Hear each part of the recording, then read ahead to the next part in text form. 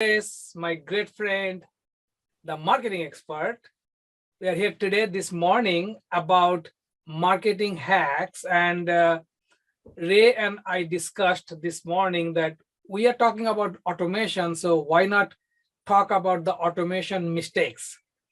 So Ray, what do you think about those? Absolutely. Hey, man. Good morning to everyone. Hope all is well. Happy Thursday. One of the things that we seem to don't realize is the fact that these automating bots or systems are phenomenal. But when we don't do anything with it, then guess what? We're doing the worst service than anything else.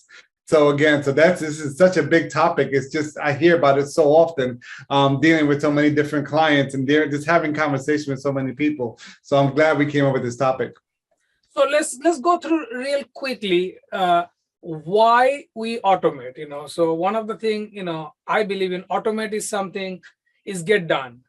Set up, forget. So that is automate. Yep. Set it and forget it. Set it and forget it. They say set it and forget it, right? Set and forget, exactly. Yeah. Yes. But then the subject we want to talk about, set, forget, but then it's become automate, but don't forget after.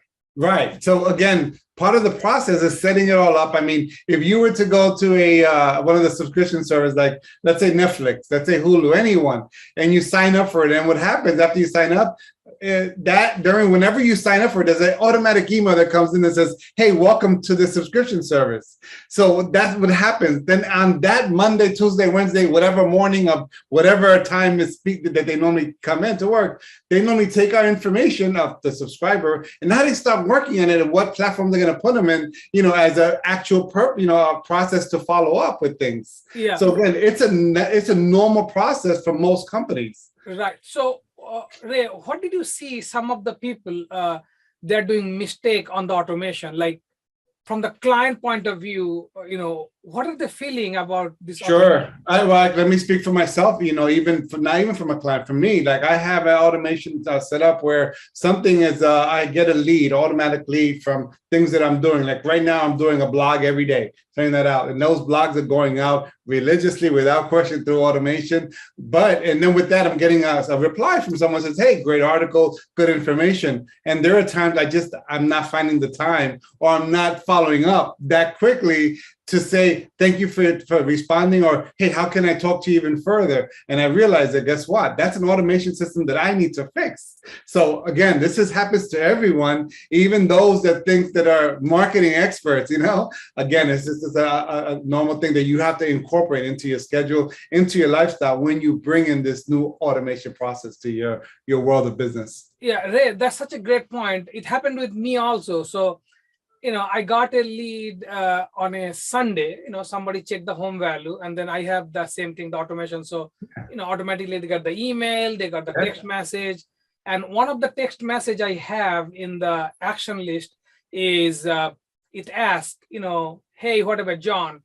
Are you ready for a phone call to, go through the details about your home value, right, or anything else?" So whatever it is. So the answer came that no, you can contact me either text or the email. Right. So that client is now what happens at this point, I have to stop the automation and take it over. If I don't do that, what happens? The client's like, "Hey, I replied, and then how come they're again and again the same thing coming." Right. So basically, set up, forget, automate, and then humanize it, give that human touch, so that's the point, Ray, you just discussed about. So we have to give a human touch. So imperative, and some people just kind of miss the mark on it. Again, with everything we do, we know that we have messenger, we have text messaging. We all know when we text message somebody, it's not the same like having a conversation. Again, so how nice it is to have a conversation with someone that says, "Hey, how are you?" About anything. So I think it's something that most people can take advantage of if they actually do it well. Right. Also, the message, we are sending, either it's an email or text, it has to have that, easy communication, not like a, bold letter words and a lot of things, it has to bring the value to the clients. Yeah, for sure. So again, think about the client that you had, right? And then, and someone sends you a message on that Sunday afternoon. You're about to have dinner with your family, and then you responded, which is phenomenal. That doesn't happen all the time. But again, let's say you did respond, and then you didn't respond, and you didn't follow up either. That happens on the ongoing basis. So again, so making sure that you have a structure, you write it down, you list it over, and you kind of do the process piece by piece by piece, like you would do a recipe. You would do a recipe, you'd make sure you have this amount of sugar, this amount of milk, and this amount of so on. Again, same exact thing with your marketing strategy, or what you're going to do to avoid those mistakes, because those mistakes, sometimes they're going to happen regardless. But again, we can minimize it if we're kind of properly set it and look, set it to not just forget it, but follow up with what you have set up already. Very important. Yeah. Even I get phone calls like about, we all get the junk call like auto insurance or blah, blah. Again, you pick up the phone and this is either a machine talking to you or someone just reading the script, So the communication has to be, humanized. So that's the client, they feel the connection. So absolutely. Then automate, but don't forget that human. Yes. Well, let me just say one more thing. On one of my pages, I know I have a Autobot that kind of, whenever someone sends a message to the website, to the bot on it, which is, kind of just a messenger app, it automatically replies. And it's so obvious that it's not me saying, hey, how are you? I say, you know what? I decided to just discard it, because if I'm not going to be responsive to it, I'm not going to be, let me check, make sure the message that went through, it went okay and the person's responding. Let me just discard it while I get that operation better, versus having it not doing what it should be doing from step 1 to 2. So very important, man. Very important. Good topic. I love this topic. This is the topic of the world. So thanks, Ray, for discussing. So again, the message today is automate, but then don't forget your client. Give that human touch. Call them. Even sending a bulk mail. If someone you see they're opening or they're responding, give them a phone call. Like, hey, I see that this email I sent it to you. You checked it. What do you think about that?